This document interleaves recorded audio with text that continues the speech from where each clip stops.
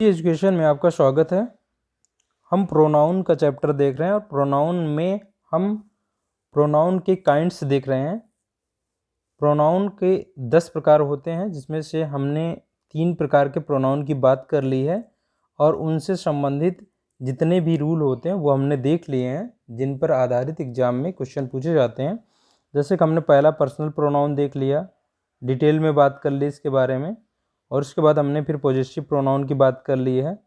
उसके बाद फिर हमने इंडेफिनिट प्रोनाउन की बात कर ली है। लास्ट वीडियो में हमने इंडेफिनिट प्रोनाउन की बात की थी। आज हम डिमॉन्स्ट्रेटिव प्रोनाउन की बात करेंगे। जैसा कि हमने बात की थी कि अगर हमें इन प्रोनाउन के प्रकार को याद रखना है तो हमें याद रखने के लिए सबसे ज़्यादा मदद क्या करेंगे, उनका नाम। जो उनका नाम है उसकी मीनिंग जो है, अगर हम उनकी मीनिंग को ध्यान में रखते हैं तो हम आसानी से ये प्रोनाउंस याद रख पाएंगे। तो हम देखते हैं आज डिमॉन्स्ट्रेटिव प्रोनाउन के बारे में। हमने ये भी बात की थी कि भाई किसी वर्ड के कितने फॉर्म होते हैं, 4 फॉर्म हो सकते हैं। यानी किसी वर्ड के 4 फॉर्म हो सकते हैं। इसका फॉर्म मतलब 4 रूप हो सकते हैं उसके। एक रूप हो सकता है उसका नाउन का रूप। जैसे डिमॉन्स्ट्रेटिव की बात करें हम तो ये एडजेक्टिव रूप है, लेकिन नाउन रूप अगर हम देखें तो डिमॉन्स्ट्रेशन हो जाएगा। डिमॉन्स्ट्रेशन इसका नाउन रूप है। वर्ब रूप यहाँ पे लिखा हुआ देख सकते हैं आप, डिमॉन्स्ट्रेट है, और ये एडजेक्टिव रूप है डिमॉन्स्ट्रेटिव। और इसका एक फॉर्म और हो सकता है एडवर्ब फॉर्म, जो कि इसी एडजेक्टिव में यल वाई लगा के बन जाएगा, डिमॉन्स्ट्रेटिवली। तो ये किसी भी वर्ड के कुल मिलाकर के 4 रूप हो सकते हैं, एडवर्ब रूप, एडजेक्टिव रूप, और उसका जो है वर्ब फॉर्म और नाउन फॉर्म। अब हम देखते हैं हम जो इसकी मीनिंग जानने वाले हैं वो वर्ब फॉर्म से जानेंगे, डिमॉन्स्ट्रेट से। डिमॉन्स्ट्रेट का मतलब है टू शो क्लियरली।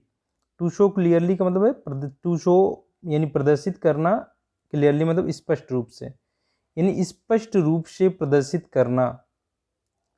डिमॉन्स्ट्रेट का मतलब है स्पष्ट रूप से प्रदर्शित करना। क्योंकि ये क्या डिमॉन्स्ट्रेटिव प्रोनाउन है, यहाँ पे इसका मतलब हम एक ऐसे वर्ड की बात करने वाले हैं जो जिस नाउन के लिए प्रयोग किया जाएगा उस नाउन को क्या करेगा, क्लियर रूप से यानी स्पष्ट रूप से प्रदर्शित करता रहेगा। वो स्पष्ट रूप से प्रदर्शित करता रहेगा, या हम कह लें उस नाउन की ओर संकेत करता रहेगा। संकेत करने का मतलब होता है कि स्पष्ट हो गया कि भाई उसी वाले की बात कर रहे हैं हम, जिस तरफ हम संकेत कर रहे हैं। इसका हिंदी में जो अर्थ होता है, हिंदी में इसको कहते हैं डिमॉन्स्ट्रेटिव को संकेतवाचक। संकेतवाचक प्रोनाउन मतलब सर्वनाम। तो हम देख रहे हैं यहाँ हिंदी में यहाँ पे एकदम स्पष्ट रूप से कह रहा है संकेतवाचक, यानी जो संकेत करता रहता है उस नाउन की ओर संकेत करता रहता है, वो क्या कहलाता है, ऐसा प्रोनाउन डिमॉन्स्ट्रेटिव प्रोनाउन कहलाता है। हम यहाँ पे देख रहे हैं, अब देखेंगे कि डिमॉन्स्ट्रेटिव प्रोनाउन 5 वर्ड हैं ऐसे जो डिमॉन्स्ट्रेटिव प्रोनाउन है। दिस है, दैट है, दीज है, दोज है और सच है। अब यहाँ पे हम देखेंगे दिस सिंगुलर है और इसी का प्लूरल है दीज, और दैट सिंगुलर है और इसी का प्लूरल है दोज। तो यहाँ पे हम बात करेंगे दिस जो है वो ऐसे नाउन की ओर संकेत करता है जो सिंगुलर होता है और जो नज़दीक में होता है, जो समीप में होता है। अगर ये सिंगुलर है तो दिस का प्रयोग करेंगे, अगर वो नाउन प्लूरल है तो हम दीज का प्रयोग करेंगे, और अगर वो नाउन जो है वो दूर है, यानी हम जिस नाउन को प्रदर्शित करना चाहते हैं वो दूर है, तो हम दैट का प्रयोग करेंगे सिंगुलर होने पे, और प्लूरल होने पे दोज का प्रयोग करेंगे हम। अब हम यहाँ पर देख लेते हैं सच का मतलब होता है ऐसा या इस प्रकार, ये भी है। इसको हम देखते हैं कि अभी सच के बारे में हम डिटेल में बात करेंगे। अभी हम प्रोनाउन के बारे में बात करेंगे, तो प्रोनाउन के हिसाब से जितना प्रोनाउन के लिए आवश्यक है सच, उतना ही बात करेंगे हम। जैसे यहाँ पे देखिए ये जो सारे वर्ड हैं, ये सारे वर्ड हमारे डिटर्मिनर का भी काम कर सकते हैं। यानी डिटर्मिनर मतलब ये मतलब इसके बाद जो नाउन आएगा उसको निश्चित कर सकते हैं। डिटर्मिनर को हम एडजेक्टिव के रूप में समझ सकते हैं। ये इसका मतलब ये है कि ये एडजेक्टिव का भी कार्य कर सकते हैं, और जब एडजेक्टिव का कार्य करेंगे तो इनको डिमॉन्स्ट्रेटिव एडजेक्टिव बोलेंगे। अभी हम क्या बात करने वाले हैं, अभी हम प्रोनाउन की बात करने वाले हैं। तब हमारे लिए समस्या यहाँ पे खड़ी हो जाती है कि भाई हम इनको ठीक प्रकार से वाक्य में देख करके पहचान पाएँ कि क्या ये सेंटेंस में जब प्रयोग हुए हैं तो ये डिमॉन्स्ट्रेटिव प्रोनाउन का कार्य कर रहे हैं या डिमॉन्स्ट्रेटिव एडजेक्टिव हैं। तो हम इसका प्रयोग कैसे, इसका पता हम कैसे लगा पाएंगे, ये देखते हैं, हम एग्जाम्पल के माध्यम से समझ पाएंगे। जैसे हमने कहा हमारे पास एक बुक है, वो मेरे पास में नज़दीक में रखी हुई है, तो हम इसको कह सकते हैं that is my book, that is my book. यहाँ आप देख सकते हैं कि क्या है, ये बुक की ओर संकेत कर रहा है, ये जो नज़दीक में रखी हुई है, यानी ये नाउन की ओर संकेत कर रहा है, जो कि एक सिंगुलर नाउन है। तो हमने इसलिए क्या लगाया, दैट लगाया, लेकिन ये नज़दीक में नहीं रखी हुई है, दूर रखी हुई है, क्योंकि दैट लगाया हुआ है। यहाँ पे हम दिस कर लेते हैं, अगर इसको दिस कर लेते हैं, दिस इज माई बुक, तो ये अब नज़दीक में रखी हुई है। तो अगर नज़दीक में रखी हुई, नज़दीक दिखाना चाहते हैं हम, तो दिस का प्रयोग करेंगे। अब यहाँ पे हम कैसे जान पाएंगे ये नाउन है, सॉरी प्रोनाउन है या डिमॉन्स्ट्रेटिव एडजेक्टिव है। हम जानते हैं कि सब्जेक्ट हमारा कौन हो सकता है, सब्जेक्ट हमारा कोई नाउन हो सकता है, या नाउन की जगह पे आने वाला जो वर्ड है, जो शब्द है जिसे हम प्रोनाउन कहते हैं, वो हो सकता है। तो यहाँ पे हम देखेंगे, और उस मतलब नाउन यानी सब्जेक्ट के ठीक बाद हमारा वर्ब हो जाता है। यदि सब्जेक्ट के ठीक बाद हमें वर्ब मिल रहा है, तो इसका मतलब ये अगर किसी का नाम नहीं है तो क्या है, ये क्या है, इसका मतलब ये प्रोनाउन है। तो हम यहाँ देख रहे हैं दैट के ठीक बाद ही वर्ब आ गई है इज। तो यहाँ पे हमें इस प्रकार से हम देख करके पहचान सकते हैं कि भाई ये क्या है, ये किसी का नाम तो है नहीं। तो नाम नहीं होती क्या, ये प्रोनाउन है, और प्रोनाउन है उसके बाद, चूंकि उसके बाद वर्ब है इसलिए प्रोनाउन है। अगर इसके ठीक बाद एक नाउन होता, अगर इसके ठीक बाद एक नाउन होता, तो वो उस नाउन की ओर संकेत करता रहता और इस समय ये एडजेक्टिव का कार्य करता, तो उस केस में हम कहेंगे ये डिमॉन्स्ट्रेटिव एडजेक्टिव है। जैसे हमने कहा इसी सेंटेंस का यही मीनिंग रखते हुए हम इस सेंटेंस को ऐसे बना सकते हैं, that book is mine, that book is mine हम कह रहे हैं यहाँ पे। अब देखिए दैट के ठीक बाद एक नाउन है, ना कि हमारा वर्ब आ गया है सीधे, तो भाई ये अब सीधे ये सब्जेक्ट का कार्य कर नहीं रहा है, तो ये इस नाउन के बारे में संकेत करने लगा, इसके बारे में बताने लगा, इसकी ओर संकेत कर रहा है जो कि इसके ठीक पास है। तो ये क्या हो गया, अब ये डिमॉन्स्ट्रेटिव एडजेक्टिव हो गया दैट हमारा, और ये पूरा हमारा सब्जेक्ट हो गया। और हमने इसकी भी चर्चा की थी जब हमने पढ़ा था पोजेसिव प्रोनाउन। पोजेसिव प्रोनाउन में हमने कहा था कि जब हम जिस नाउन पे पोजेशन दर्शाने वाले हैं, यदि उस नाउन की सेंटेंस में पहले ही चर्चा कर ली जाए, जबकि उस पे पोजेशन दर्शाने वाला जो वर्ड है वो उसके बाद आए, यानी जिस नाउन पे पोजेशन दर्शाना, जैसे यहाँ हम बात करें बुक पे पोजेशन दर्शाना है, अगर बुक पे पोजेशन दर्शाना है और जिस वर्ड के माध्यम से पोजेशन दर्शाना चाहते हैं वो इस बुक के बाद में आए सेंटेंस में, जैसे यहाँ सेंटेंस देखिए, ये है, ये वर्ड है जिससे हम बुक पे अधिकार जताना चाहते हैं, ये इस सेंटेंस में बुक के बाद आया हुआ है, तब हम क्या रखते हैं, तब हम इसे प्रोनाउन रखते हैं, पोजेसिव प्रोनाउन केस रखते हैं, ना कि पोजेसिव एडजेक्टिव। यही क्रम उल्टा हो जाए, यदि जिस पर हम अधिकार जताने वाले हैं वो बाद में आए, उससे पहले जिस वर्ड के माध्यम से हम उस नाउन पे पोजेशन दर्शाने वाले हैं वो आ जाए, तो हम क्या करेंगे, तब हम पोजेसिव एडजेक्टिव का प्रयोग करते हैं। जैसे यहाँ हमने किया है, यहाँ माई लगाएंगे, माइन नहीं कर सकते।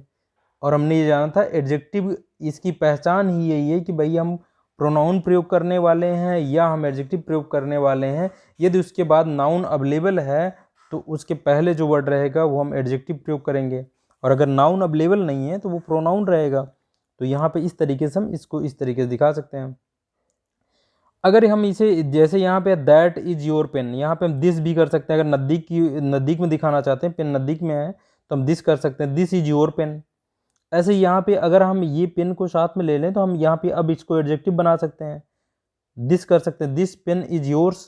तब हमें यहाँ पे प्रोनाउन लगाना पड़ा, कौन सा प्रोनाउन, पोजेसिव प्रोनाउन। तो हम एक ही सेंटेंस में देख रहे हैं कितने प्रकार के प्रोनाउन देख लें भाई, यहाँ इसमें ये पोजेसिव प्रोनाउन है, ये पोजेसिव प्रोनाउन हमारा, यहाँ पे अब ये पोजेसिव एडजेक्टिव हो, सॉरी यहाँ पे डिमॉन्स्ट्रेटिव एडजेक्टिव हो गया, जबकि यहाँ पे यही क्या था, ये डिमॉन्स्ट्रेटिव प्रोनाउन था, चूंकि ठीक इसके बाद वर्ब आ रही थी। ऐसे ही यहाँ पे हमने कहा कि भाई अगर हमें दूर की वस्तु दिखानी है तो क्या लगाएंगे, दैट का दोज लगाएंगे, दोज लगाएंगे तब जब हम जो नाउन की ओर संकेत करने वाले हैं वो प्लूरल है, जैसे यहाँ पेन्स है देखिए, तो दोज आर योर पेन्स हो जाएगा। अगर हम इसको एडजेक्टिव बनाना चाहते हैं तो इसके ठीक बाद पेन्स रख देंगे, दोज पेन्स आर योर्स। अब हमें लगाना पड़ेगा, पॉजिटिव एडजेक्टिव लगाना पड़ेगा। तो हम ये देख रहे हैं यहाँ पे अगर हम नज़दीक में दिखाना चाहते तो दीज का प्रयोग कर लेंगे, तो दीज आर माई बुक्स यानी ये मेरी किताबें हैं। ऐसे दीज बुक्स यानी ये किताबें मेरी हैं, इस तरीके से हम यहाँ कह सकते हैं। तो हमने इस तरीके से देख लिया भाई कि हम इनको आसानी से पहचान सकते हैं, ये पॉजिटिव डिमॉन्स्ट्रेटिव एडजेक्टिव हैं या डिमॉन्स्ट्रेटिव प्रोनाउन है। ऐसे यहाँ पे देख रहे हैं सच, सच के बाद देखिए वर्ब आ गई है, तो यानी ये प्रोनाउन का कार्य कर रहा है। सच इज द कंडीशन, अब यहाँ पे आप जो अर्थ बने वो ले सकते हैं। ऐसा यानी हम कहें ऐसी, यानी वह कंडीशन ऐसी थी या इस प्रकार है, सॉरी वह कंडीशन इस प्रकार है, हम कहेंगे सच इज द कंडीशन, यानी हम कोई कंडीशन एक्सप्लेन कर रहे थे तो हमने बताया कि भाई वह कंडीशन ऐसी है, तो इस प्रकार की कंडीशन है, तो हमने ये दिखाया यहाँ पे सच इज द कंडीशन। अब ऐसे ही हम बात करेंगे कि भाई हमने अभी नज़दीक और दूर की जब बात की, तो नज़दीक के लिए अगर सिंगुलर है तो दिस का प्रयोग करेंगे, दूर के लिए सिंगुलर के लिए दैट का प्रयोग करेंगे। अब इसी पे देखिए ये सेंटेंस हमारा इसी पर आधारित है कि भाई ये क्या है, बोथ कार्स आर गुड, यानी दोनों कारें जो हैं वो अच्छी हैं, बट लेकिन this is better than that. अब देखिए एक नज़दीक में जो कार थी उसको हमने दिस से दर्शाया, यानी जो नज़दीक में हमारे हैं, यानी दो कारें रखी हुई, एक यहाँ है एक यहाँ है, हम इसको कहना चाहते हैं ये वाली कार दूर वाली कार की अपेक्षा अच्छी है, तो हम इस वाली कार के लिए क्या लगाएंगे, दिस लगाएंगे, दिस, और इस वाली कार के लिए दैट लगाएंगे। तो हमने यही कहा this is better than that, यानी ये जो हमारे नज़दीक में रखी हुई ये कार, ये उसकी अपेक्षा, जो दूर रखी हुई उसकी अपेक्षा क्या बेहतर है। तो इस तरीके से हम देख सकते हैं कि हम इनका प्रयोग कर सकते हैं दूर और नज़दीक की कोई जो नाउन है उसको संकेत करने के लिए। अब दिस का प्रयोग और देख लेते हैं हम। दिस से क्या है, किसी वस्तु या व्यक्ति के नाम, पहचान या परिचय। अभी हमने समीपता वाली देखी, हम समीप में दर्शा सकते हैं दिस के माध्यम से, लेकिन दिस के माध्यम से हम किसी का नाम बता सकते हैं। किसी का नाम बताने का मतलब क्या है, उसका परिचय दे रहे हैं या उसकी पहचान बता रहे हैं। यानी अगर किसी व्यक्ति या वस्तु का परिचय कराना है, उसकी आइडेंटिटी देनी है, तो हम क्या करेंगे, तब भी हम दिस का प्रयोग कर लेते हैं। समीपता वाला तो हमने देख लिया, समीप दिखाने के लिए हम कर सकते हैं। जैसे हमने देखा दिस इज अ पेन, यानी एक पेन है। अब दिस इज अ पेन, देखिए दिस इज अ पेन मतलब क्या है, यह एक पेन है, यानी यह कोई पेन है। तो हमने क्या किया, पेन का परिचय ही दिया भाई, इसको बताया ये क्या है, पेन है। या दिस इज अ काऊ, या एक गाय है। तो एक प्रकार से आप इसे क्या ले सकते हैं कि भाई ये क्या है, अगर कोई पूछे क्या है तो हम इसके माध्यम से बता सकते हैं कि ये चीज़ है। दिस इज माई ब्रदर, यानी अपने ब्रदर का परिचय दिया हमने, ये मेरा भाई है। और this is all India radio, ऐसे यह ऑल इंडिया रेडियो है। This is voice of America, ये अमेरिका की वॉइस है। तो इस तरीके से हम क्या कर सकते हैं, परिचय भी दे सकते हैं। अच्छा, ये चीज़ हमारी जो जुड़ी हुई है, ये बहुत ज़्यादा जुड़ी हुई है इट से। इट का हमने प्रयोग देखा था, तो इट वाले में हमने क्या पढ़ा था, इट के माध्यम से हम क्या दिखाते हैं, इट के माध्यम से हम समय, दूरी, ऋतु या मौसम या कोई अन्य प्राकृतिक घटना का बोध कराना होता है, तो हम इट से उसका बोध कराते हैं। ऐसे इट का कोई मतलब नहीं होता है, लेकिन हम गलती क्या करते हैं, कभी कभी इट से जो चीज़ें दिखानी होती है उसको हम दिस के माध्यम से दिखाने का प्रयास करते हैं। तो हमें ये गलती नहीं करनी है कि हम इसको किसके माध्यम से कर दें, भाई इट के माध्यम से नहीं करेंगे अगर हमें उसका परिचय देना है। जैसे हम कहेंगे व्हाट इज दिस, यानी देखिए व्हाट इज दिस, कोई अगर ये पूछेगा व्हाट इज दिस का प्रयोग करेंगे, यानी किसी चीज़ का परिचय मांग रहे हैं आप, तो व्हाट इज दिस का प्रयोग करेंगे, तो परिचय दिया जाएगा दिस इज करके। This is a pen, this is a cow, इस प्रकार से आप किसी परिचय मांग रहे हैं व्हाट इज दिस कर सकते हैं, इट का प्रयोग नहीं कर सकते हैं। इट का प्रयोग देखिए जैसे हम करते हैं इट इज मॉर्निंग, हमने कहा इट इज मॉर्निंग, या समय बताना है इट इज 7 o'clock, या कोई हमें मौसम बताना है इट इज विंटर, या हमें बताना है कि भाई मौसम कैसा है या ऋतु कैसे, जैसे इट इज वेरी कोल्ड, यानी बहुत ठंडा है, इसमें बहुत ठंड है। या हम क्या करते हैं कि भाई जैसे हम बताते हैं कि इट इज़ रेनिंग कह सकते हैं हम, यानी बारिश हो रही, इसको कहें इट इज़ रेनिंग, या इट थंडर्स। ये सब चीज़ें हम क्या करते हैं, इट के माध्यम से दिखा सकते हैं समय को, दूरी को, ऋतु या मौसम को। हम यहाँ पे दिस का प्रयोग नहीं करेंगे, दिस इज रेनिंग या दिस इज विंटर, इस तरीके से हम नहीं कह सकते हैं। तो इस बात का ध्यान रखेंगे यहाँ पे।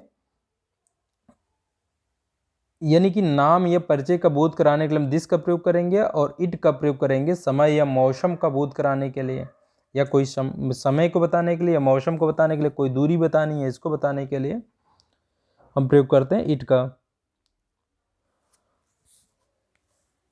अब हम इससे संबंधित एग्जाम में जो रूल आते हैं, बहुत ही इंपॉर्टेंट रूल है ये, हम इसको हालांकि एडजेक्टिव में भी पढ़ेंगे, लेकिन यहाँ पे देख लेते हैं एडजेक्टिव का कॉन्सेप्ट थोड़ा सा हम यहाँ बात कर लेंगे। एडजेक्टिव का क्या कॉन्सेप्ट है यहाँ पे, जब हम दो वस्तुओं के बीच में तुलना करने का प्रयास करते हैं तो एडजेक्टिव के माध्यम से हम तुलना करते हैं। एडजेक्टिव की एक होती है पॉजिटिव डिग्री, एक होती है कंपैरेटिव डिग्री और एक होती है हमारी सुपरलेटिव डिग्री। इनकी बात हम एडजेक्टिव में करेंगे डिटेल में। अभी यहाँ पे हम देख लेते हैं कि भाई प्रोनाउन का क्या रोल है यहाँ पे। जैसे यदि हम यहाँ पे बात करें, हमने अपने नाउन के चैप्टर में डिटेल में बात कर ली थी कि यदि हम दो नाउन को एक दूसरे से जोड़ना चाहते हैं तो एक प्रीपोजिशन के माध्यम से उन्हें जोड़ सकते हैं। यानी हमारा एक नाउन रहेगा, फिर एक प्रीपोजिशन आ जाएगा हमारा, फिर एक नाउन रहेगा। अगर ये प्रीपोजिशन ऑफ है, ऑफ के माध्यम से जोड़ा तो हम क्या कहते हैं, यहाँ निर्जीव का पोजीशन दर्शाते हैं किस पे, इस वाले का पोजीशन इस वाले नाउन पे दर्शाते हैं। और अगर ये हमारा सेंटेंस में ये अगर सब्जेक्ट बन जाता है तो वास्तव में बात इसकी की जा रही होती है, ना कि इस वाले नाउन की। इस नाउन से इस नाउन का संबंध जोड़ दिया जाता है, क्योंकि बिना संबंध जोड़े हम एग्जैक्ट रूप में जो अर्थ लेना चाहते हैं वो नहीं ले पाएंगे। जैसे कि हम एग्जाम्पल देख लेते हैं, जैसे हम कहें कि हम कहना चाहते हैं इलाहाबाद की जलवायु, मान लीजिए हम कहना चाहते हैं इलाहाबाद की जलवायु, तो हम क्या कहेंगे भाई, ये देखिए यहाँ बेलगाम लिखा हुआ है, बेलगाम की जो है बेलगाम की जलवायु कहना चाहते हैं। भाई अगर हमने जलवायु के लिए, देखिए इसका क्या है, क्लाइमेट, क्लाइमेट हो गया। क्लाइमेट अगर कहेंगे तो अब ये किसका क्लाइमेट है हम निर्धारित ही नहीं कर पाएंगे। एक नाउन तो हमने ले लिया जलवायु के लिए क्लाइमेट, लेकिन अब ये क्लाइमेट को हम बताना चाहते हैं कहाँ का क्लाइमेट, तो हम अब एक और नाउन उस स्थान का नाम लाना पड़ेगा हमें, तो हम उसको जोड़ेंगे इसके माध्यम से। तो हमने एक प्रीपोजिशन लगाया और उस नाउन को रख दिया, कहाँ का, बेलगाम का।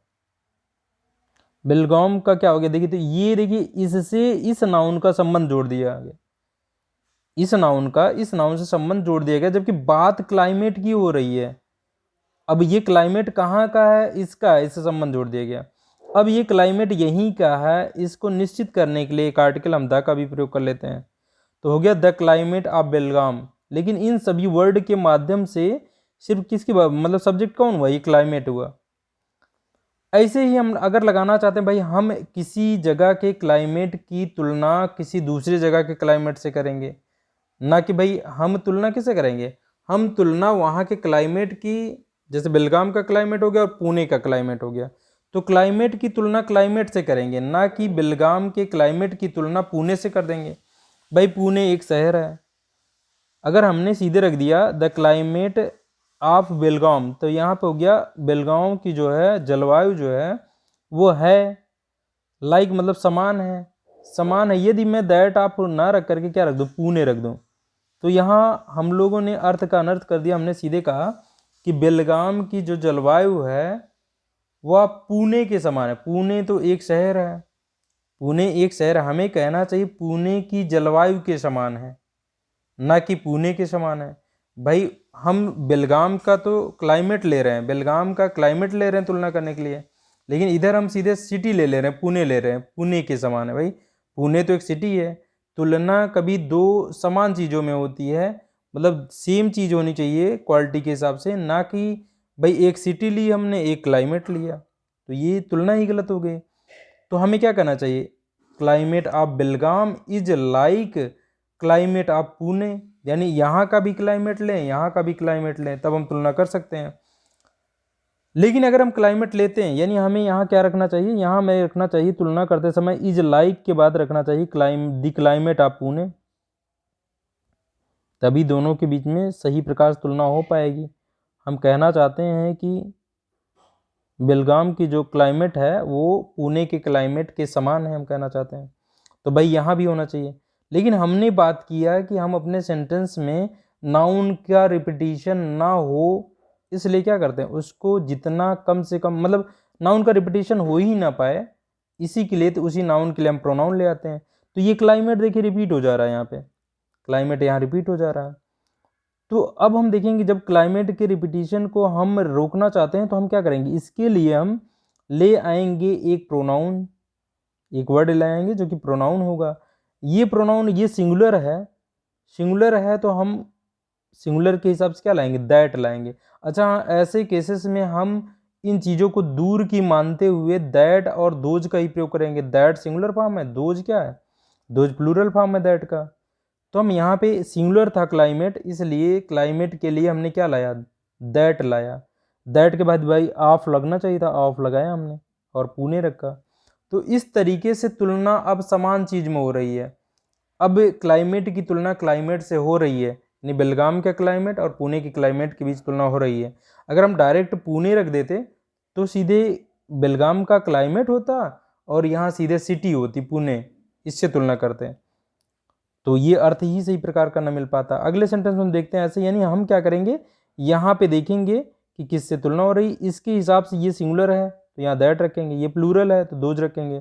जैसे यहाँ देखिए the street of this city, अब कह रहे हैं द स्ट्रीट्स यानी कि गलियां ऑफ दिस सिटी, यानी इस सिटी की गलियां, देखिए एक नहीं कई हैं गलियां। और यहाँ देखिए दिस यहाँ भी है, लेकिन दिस के बाद एक नाउन आ रहा है, यानी यहाँ डिमॉन्स्ट्रेटिव एडजेक्टिव है ये, ना कि प्रोनाउन है। अब हम यहाँ दिस सिटी की तो बात कर नहीं रहे हैं प्रीपोजिशन, बात तो यहाँ इसकी होती है, वास्तविक सब्जेक्ट ये है। तो स्ट्रीट्स क्या है, प्लूरल है। हम कह रहे हैं इस, मतलब दिस मतलब यह, या इस कह लें इस शहर की गलियां आर वर्स, आर वर्स मतलब वर्स किसका, वर्स कंपैरेटिव डिग्री है बैड की, यानी कि बुरी हैं या बदतर है, हम कह लें आर वर्स देन। यही तुलना करते समय हम देखिए जब कंपैरेटिव डिग्री लगाते हैं तो हम देन लगाते हैं कंपैरेटिव डिग्री के साथ में तुलना करने के लिए, उसके बाद जिससे तुलना कर रहे होते हैं उसको रखा जाता है। तो हम देख रहे हैं यहाँ पे दोज ऑफ अहमदाबाद रखा हमने, यानी हमने कहा कि इस शहर की गलियां जो हैं वो अहमदाबाद की गलियों से बदतर हैं, हम कहना चाहते हैं, तो ये हम लगा रहे हैं। तो अहमदाबाद की गलियों, देखिए अहमदाबाद की यहाँ गलियां रिपीट ना हो इसलिए हमने क्या लगाया, दोज लगाया। स्ट्रीट्स के लिए हमने क्या लगाया, दोज लगाया, ताकि स्ट्रीट दोबारा ना, स्ट्रीट्स ऑफ लगाएंगे उसके बाद ही अहमदाबाद रखेंगे हम। तो इस तरीके से एग्जाम में इन पे क्वेश्चन आते हैं जहाँ पे सीधे क्या किया जाएगा, आपको streets of this city are worse then, इसके बाद सीधे अहमदाबाद रख दिया जाएगा जो कि गलत है। या यहाँ पे अलग रख दिया जाएगा भाई कि दोज की जगह क्या रख दिया, दैट रख दिया जाएगा जो कि गलत है, क्योंकि यहाँ प्लूरल है तो यहाँ दोज होना चाहिए। ऐसे द रिवर्स ऑफ अमेरिका, यहाँ देखिए प्लूरल है, अमेरिका के रिवर्स की बात की जा रही है। आर लार्जर देन, देखिए ये लार्ज का कंपैरेटिव डिग्री है एडजेक्टिव का, तो लार्जर यानी बड़ी हैं तो देन लगाना पड़ेगा, क्योंकि तुलना करते समय कंपैरेटिव डिग्री के साथ देन लगाएंगे। द रिवर्स ऑफ अमेरिका यानी अमेरिका की जो नदियां हैं वो बड़ी हैं किससे, दोज ऑफ यूरोप, यूरोप की नदियों से। दोज किसके लिए आया, रिवर्स के लिए आया क्योंकि प्लूरल था। ऐसे मुंबई मैंगोज यानी मुंबई के जो मैंगोज हैं आर बेटर यानी ये बेहतर हैं देन दोज ऑफ बेंगलोर। देखिए यहाँ पे क्या लगाया हमने, दोज लगाया, मैंगोज के लिए हमने क्या लगाया, दोज लगाया, दोज ऑफ बेंगलोर।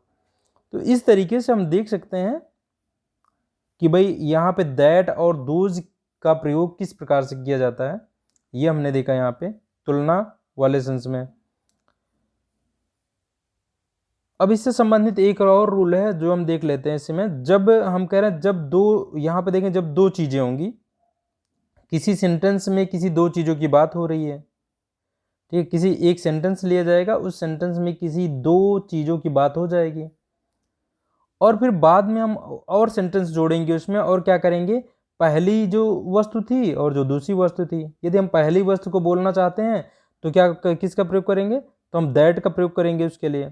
जो पहली वस्तु, उस पहले वाले सेंटेंस में जो हमने पहले सेंटेंस बोला तब दोनों वस्तुओं को ले आए हम, दो वस्तुएं यानी दो वस्तुओं के नाम ले आए हम। अब दोबारा नाम रिपीट ना हो उनके बारे में आगे और कहानी हम बता रहे हैं और सेंटेंस ला रहे हैं, तो हम पहली वाली वस्तु के लिए लाएंगे क्या, दैट लाएंगे, इसके लिए हम दैट लाएंगे प्रोनाउन। और इसके लिए क्या लाएंगे हम, इसके लिए लाएंगे हम दिस लाएंगे बाद वाली के लिए, इस रूल में यही कहा जा रहा है कि जब दो वस्तुएं, दो यानी टू थिंग्स, जिन्हें पहले ही मेंशन मतलब जिनका वर्णन कर दिया गया हो, उनको रेफर किया जाए, रेफर मतलब उनकी ओर संकेत किया जाए, तो दिस जो है वो लास्ट में जो मेंशन वस्तु है उसके लिए आएगा, और दैट जो आएगा जो पहले मेंशन वस्तु है उसके लिए। जैसे यहाँ देखिए वर्चू और वाइस, तो पहले कौन सी वस्तु मेंशन की गई है? वर्चू, दूसरी वाइस, वर्चू मतलब गुण और वाइस मतलब दोष या अवगुण कह लें। तो अगर मैं इसको बाद में इसको बोलना चाहता हूँ तो इसके लिए क्या लाऊंगा? इसके लिए मैं जो लाऊंगा डिमॉन्स्ट्रेटिव प्रोनाउन वो लाऊंगा दैट लाऊंगा, और वाइस के लिए क्या लाऊंगा? दिस लाऊंगा। अब देखते हैं, जैसे देखिए यहाँ virtue and vice offers themself for your choice, यानी कि जो गुण हैं और अवगुण हैं वो ऑफर करते हैं, ऑफर करते हैं यानी तुम्हें अवसर देते हैं, ऑफर करते हैं देमसेल्फ यानी अपने आप को ऑफर करते हैं। यानी ये अगर मैं इन दोनों के लिए एक समान लगाना चाहूँ, प्रोनाउन लगाना चाहूँ, तो सब्जेक्टिव केस क्या होगा? दे होगा। तो दे के हिसाब से इन दोनों को दिखाने के लिए क्या होगा? इन्हीं को, ये रिफ्लेक्सिव केस है जो घूम करके इन्हीं को बता रहा है कि भाई वर्चू और वाइस दोनों ऑफर करते हैं, स्वयं को ऑफर करते हैं, खुद को ऑफर करते हैं। दे के हिसाब से देमसेल्व्स होगा, तो इसने क्या किया? स्वयं को ऑफर करते हैं फॉर योर चॉइस, तुम्हारी चॉइस के लिए, तुम्हारी चॉइस के लिए जो है स्वयं को ये ऑफर करते हैं। कहने का मतलब ये है कि भाई अच्छाई और बुराई ये अपने आप मतलब आपको ऑफर करती हैं कि आप कौन सी चॉइस लेना चाहते हैं, आप अच्छाई पकड़ना चाहते हैं, बुराई पकड़ना चाहते हैं, उस सेंस में ये सेंटेंस है। तो हम कह रहे हैं कि virtue and vice offer themself, यानी अच्छाई और बुराई ऑफर करते हैं देमसेल्फ, यानी अपने आप को ऑफर करते हैं किसके लिए? फॉर योर चॉइस, आपकी चॉइस के लिए। दिस, अब यहाँ पे वाइस हमने रख लिया है, ये वाइस नहीं रहेगा यहाँ पे, इसका मतलब हमने समझने के लिए रखा है। दिस क्या है? दिस किसके लिए है? दिस मतलब वाइस के लिए है। दिस लीड्स टू माइजरी, यानी ये आपको किधर की तरफ ले जाता है? माइजरी की तरफ, यानी कंजूसी की तरफ, कंगाली की तरफ ले जाता है। यानी जो अवगुण है, यानी दिस किसके लिए है? वाइस के लिए, यानी अवगुण के लिए, दोष के लिए है। दोष आपको ले जाता है माइजरी की तरफ, यानी कंजूसी की तरफ, या हम कहें कंगाली की तरफ। ऐसे दैट जो है, दैट आया वर्चू के लिए, यानी जो गुण है या अच्छाई है वो आपको प्रसन्नता की तरफ ले जाता है। तो इस तरीके से हमने देखा दिस के माध्यम से हमने वॉइस को दर्शाया और वर्चू के लिए हम दैट ले आए। ऐसे ही अगले सेंटेंस में अल्कोहल एंड टोबैको, दो चीज़ों की बात हुई, alcohol and tobacco are both injurious, यानी दोनों क्या हैं? दोनों इंजूरियस यानी हानिकारक हैं। दिस कह रहा है दिस लेस देन दैट, यानी दिस परहैप्स मतलब हो गया शायद, यानी दिस किसके लिए है? दिस आया हमारा किसके लिए? दिस आता है हमारा जो लास्ट में मेंशन है, टोबैको जो है, टोबैको को कहा जा रहा है वो less than this less than that, इसका मतलब है दिस यानी कि टोबैको जो है वो कम हानिकारक है कहा जा रहा है। लेस मतलब कम हो गया, कम हानिकारक है किसकी अपेक्षा? दैट की अपेक्षा, यानी अल्कोहल की अपेक्षा। यानी यहाँ पर कहा जा रहा है टोबैको जो है वो कम हानिकारक, शायद कम हानिकारक है किसकी? अल्कोहल की अपेक्षा। तो हमने यहाँ पे क्या देखा कि भाई पहले ही दो नाउन की बात हो जाएगी और उन्हीं दोनों नाउन को बाद में हम उनके लिए कुछ कहना चाहते हैं, तो जो पहले वाला नाउन है उसको हम दैट के माध्यम से दर्शाएंगे, और जो बाद में नाउन है, जो पहले नाउन है उसे हम दैट के माध्यम से दर्शाएंगे, और जो बाद में नाउन को हमने यहाँ पे कहा है उसे हम दिस के माध्यम से दर्शाएंगे। आप इसे ऐसे भी ले सकते हैं, देखिए जब हम यहाँ प्रयोग करने वाले हैं तो जो यहाँ पे हम लाने वाले हैं दिस या दैट, क्या लाएं? हम सोच रहे हैं दिस और दैट क्या लाएं, तो हम अब यहाँ से चलेंगे पीछे अपने, और पीछे देखेंगे कौन सा पहले आया था, कौन इसके हिसाब से पीछे जा रहा हूँ, पीछे जा रहा हूँ यहाँ यहाँ यहाँ, तो हमने देखा वाइस, वाइस जो है इसके नज़दीक में है, तो वाइस यानी दिस किसके लिए आएगा? यानी दिस के लिए लाना चाहते हैं, वाइस के लिए लाना चाहते तो दिस लाएंगे हम ऐसे, मतलब दिस जो आएगा वो यहाँ देखिए इसके नज़दीक में है तो नज़दीक ले आएगा ऐसे। अच्छा दैट जो आएगा वो इसके लिए आएगा। कुल मिलाकर हमें ये ध्यान में रखना है कि भाई पहले वाले नाउन को हम बताना चाहते हैं दैट के माध्यम से बताएंगे, और दूसरे वाले नाउन को हम दिस के माध्यम से बताएंगे। तो ये एग्जाम में इनसे संबंधित क्वेश्चंस आते हैं जो कि हमें यहाँ ध्यान रखना है। यहाँ पे अगर ये प्लूरल हो जाए, अगर ये प्लूरल हो जाए भाई तो क्या हो जाएगा? यहाँ पे दिस का क्या होता है? दिस का दीज होता है, और दैट का दोज होता है, इनका ध्यान रखेंगे। तो हमने आज जान लिया डिमॉन्स्ट्रेटिव प्रोनाउन अपना जान लिया है। अच्छा, डिमॉन्स्ट्रेटिव प्रोनाउन को आप एकदम ध्यान से जानेंगे। डिमॉन्स्ट्रेटिव प्रोनाउन की ठीक बात क्या हो जाएगी, यानी ये डिमॉन्स्ट्रेटिव प्रोनाउन भी हैं और डिमॉन्स्ट्रेटिव एडजेक्टिव भी हैं।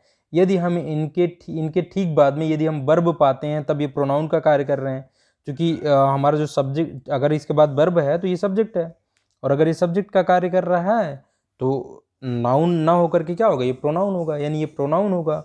और अगर इसके ठीक बाद हमें नाउन मिलता है तो ये डिमॉन्स्ट्रेटिव एडजेक्टिव हो जाएंगे। तो इन्हें हम आसानी से पकड़ सकते हैं। तो आज हमने डिमॉन्स्ट्रेटिव प्रोनाउन के बारे में जो भी था वो सब जान लिया है। अब अगले पार्ट में हम अपना अगला प्रोनाउन देखेंगे, जो कि हमारा है कौन सा, इंट्रोगेटिव प्रोनाउन। तो आज यहीं तक रखते हैं।